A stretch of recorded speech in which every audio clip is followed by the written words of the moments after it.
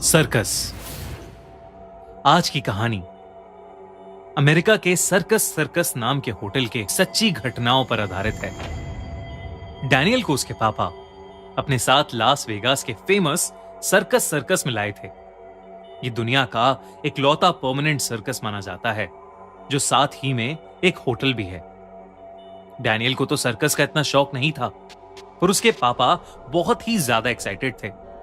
वो चाहते थे कि जैसे बचपन में वो खुद सर्कस देखा करते थे, वैसे ही उनका बेटा भी सर्कस देख पाए। पर डैनियल सर्कस में कुछ खास इंटरेस्टेड नहीं था और वो बस अपने पापा का मन रखने के लिए उनके साथ आ गया था। सर्कस के पास पहुंचते ही वहां की हवा में मानो एक अलग सी ही एक्साइटमेंट थी। डैनियल और उसके पापा शो के एक दिन पहले ही वहां पहुंच गए थे, इसलिए उन्होंने सर्कस सर्कस के होटल में रेस्ट करने के लिए एक रूम ले लिया था। रिसेप्शनिस्ट ने उन्हें रूम नंबर 123 की चाबी थमाई और वो दोनों ऊपर चले गए। होटल के उस फ्लोर पर चढ़ते ही उन दोनों को एक अजीब सी घुटन महसूस हुई।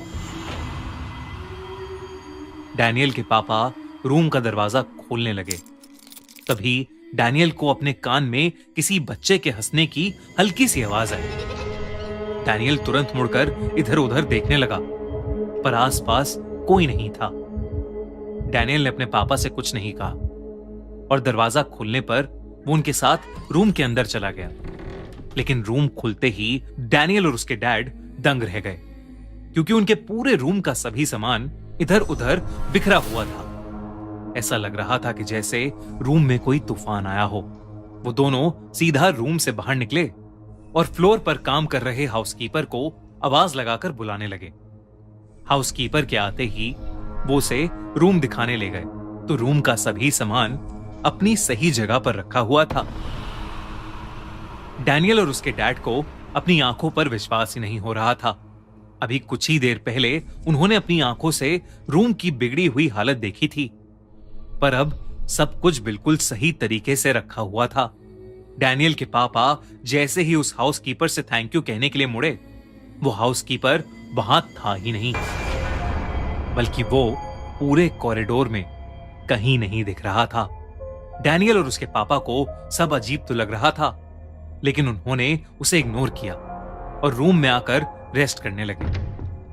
डैनियल के पापा की बेड पर जाते ही आंख लग गई, पर डैनियल बिल्कुल भी थका हुआ नहीं था, इसलिए वो अपने पापा के सोते ही छुपके से रूम से बाहर चला गया।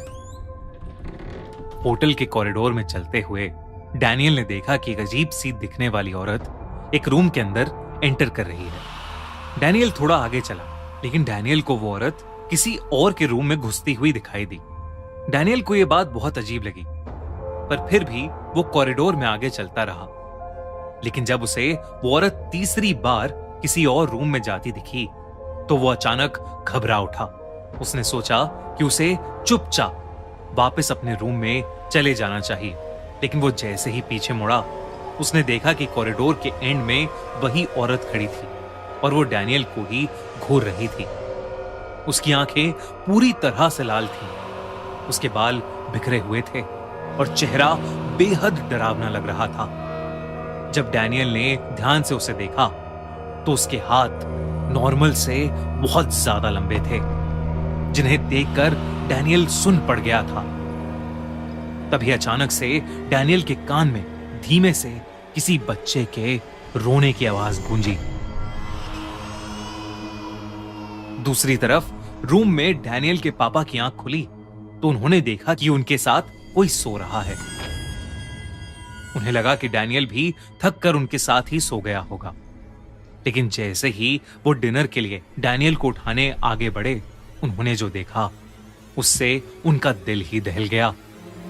डैनियल के पापा ने उसके ऊपर से चद्दर उठाई, तो उस चद्दर के नीचे डैनियल नहीं, बल्कि एक बच्चे की लाश पड़ी थी। उस बच्चे की पूरी बॉडी नीली पड़ी हुई थी और ऐसा लग रहा था कि जैसे उसकी नसें बाहर आ रही थीं। उस बच्चे के सर पर गोली का निशान भी था।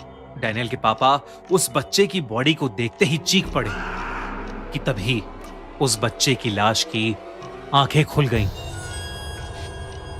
वो देखकर डैनियल के पापा उस रूम से बाहर भागे और डैनियल को ढूंढने की कोशिश करने लगे। वो जोर जोर से डैनियल को आवाज लगाकर पुकारने लगे, पर डैनियल का कोई अता पता ही नहीं था। तभी उस होटल के कॉरिडोर में डैनियल के पापा को वही लंबी हाथ वाली औरत दिखी जो पहले डैनियल को दिखी थी। वो डैनियल के पापा को बहुत ही गुस्से भरी आंखों से देख रही थी। डैनियल के पापा तो उस औरत को देखकर ही कांप उठे थे। अचानक ही उस औरत के हाथ लंबे हो गए और उसने डैनियल के पापा की गर्दन पकड़ ली और उन्हें हवा में उठा लिया। उस औरत ने डैनियल के पापा पर चीखते हुए पूछा, मेरे बच्चे को क्यों मारा?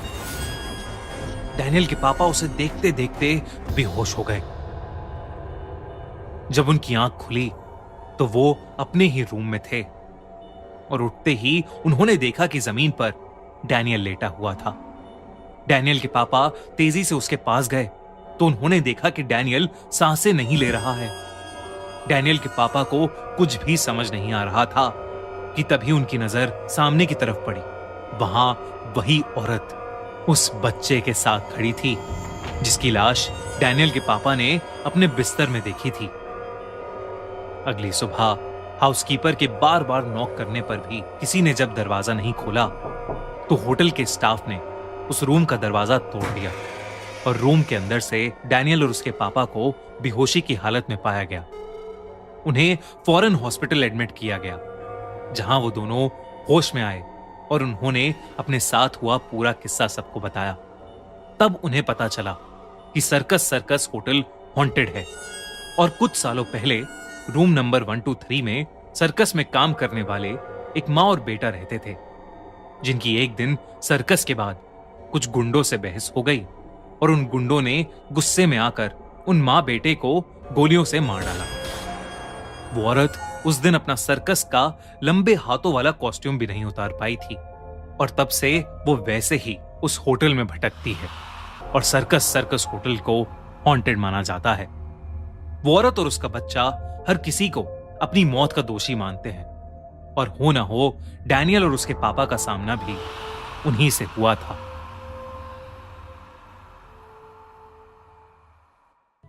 हमारी अगले हफ्ते की कहानी दिलखुश बेकरी स्पॉटिफाई पर ऑलरेडी लाइव है, तो डिस्क्रिप्शन में दी गई लिंक पर क्लिक करिए और जल्दी से उसे सुनिए। और अगर आपको ये वीडियो अच्छी लगी तो हमारा चैनल खूनी मंडे सब्सक्राइब करना बिल्कुल मत भूलना।